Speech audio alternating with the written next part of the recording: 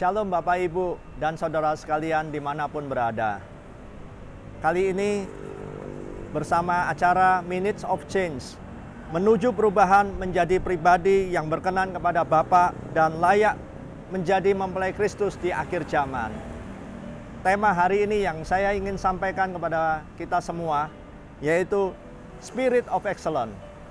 Berbicara tentang Spirit of Excellence, saya ingin mengambil suatu kisah secara singkat, yaitu tentang tokoh di dalam Alkitab yang bernama Daniel. Daniel kita tahu itu seorang Yahudi yang mengalami pembuangan di dalam kerajaan Babel.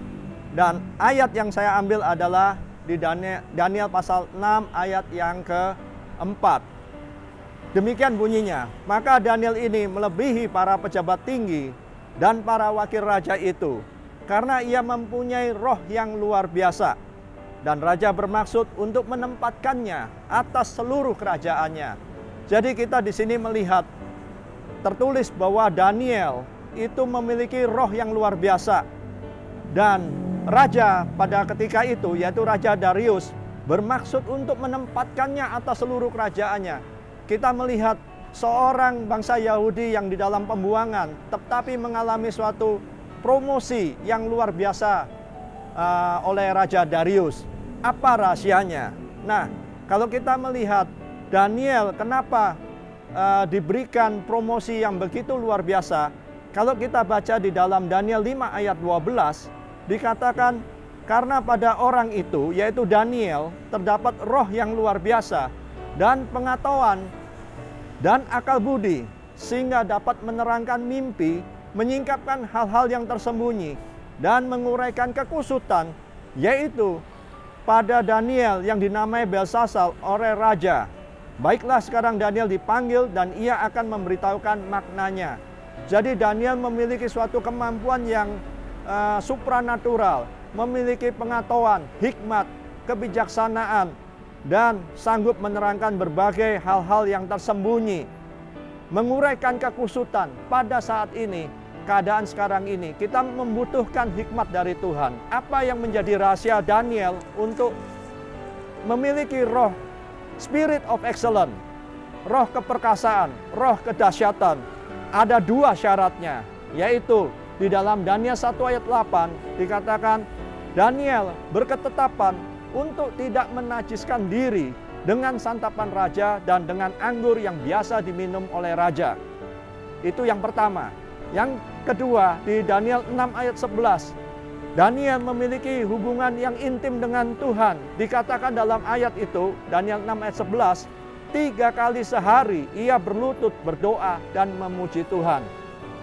Jadi syarat apa resep daripada Daniel memiliki keperkasaan? Yang pertama, dia mempunyai ketetapan hati untuk hidup tidak menajiskan diri dan hidup dengan kekudusan, memiliki suatu ketekatan bahwa dia tidak ingin mencemarkan dirinya. Pada saat ini, di dalam keadaan seperti ini, hidup di dalam abad modern, zaman modern seperti ini, kita perlu memiliki ketetapan hati untuk tidak menajiskan diri. Itu yang pertama. Yang kedua, seperti Daniel 6 ayat 11, bahwa dia memiliki suatu hubungan yang intim dengan Tuhan.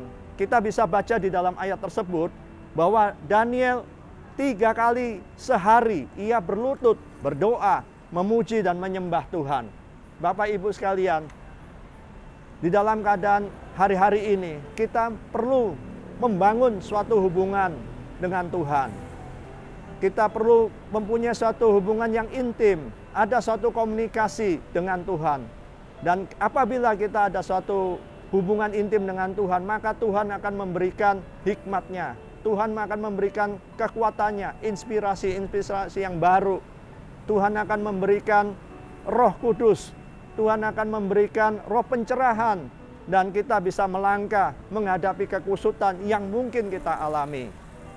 Demikian Bapak Ibu yang saya ingin sampaikan dalam tema Spirit of Excellence.